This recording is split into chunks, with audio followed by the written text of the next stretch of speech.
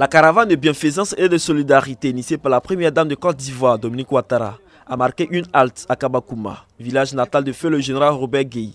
Le centre de santé de ce village, situé dans l'ouest de la Côte d'Ivoire, bénéficie d'un équipement total en matériel médical et en personnel. Des dons composés essentiellement de mobilier de bureau et de matériel biomédical, dont des tables d'accouchement et des lits d'hospitalisation.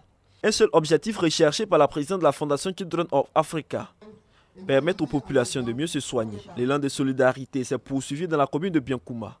Ici, ce sont des kits alimentaires et du matériel médical qui ont été remis aux cantines des écoles et à l'hôpital général de Biankouma. Les femmes des différentes associations et coopératives ont bénéficié également du matériel agricole, des décortiqueuses et des machines à coudre.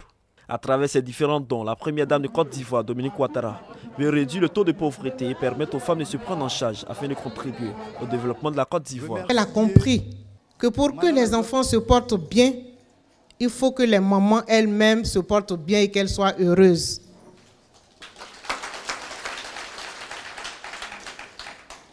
C'est pourquoi la Fondation a, en plus des activités qui concernent les enfants, depuis quelques années, travaille maintenant aussi pour les femmes. Femmes de Biankouma, votre sœur pense à vous, elle s'intéresse à votre vie. Elle dit qu'il faut que vous ayez des activités qui vous permettent d'avoir un peu d'argent pour vous occuper de vos familles, pour aider vos maris. Mais pour cela, il vous faut de l'argent. Et votre sœur en est consciente. C'est pourquoi elle a créé un fonds qu'on appelle le Fonds d'appui aux femmes de Côte d'Ivoire. L'argent est déjà à la disposition de nos partenaires.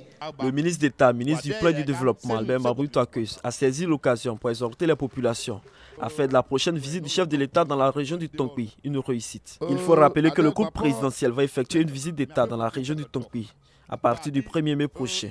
Cette visite sera marquée par la tenue d'un conseil des ministres amants, ainsi que la remise des premiers chèques du Fonds d'appui aux femmes de Côte d'Ivoire.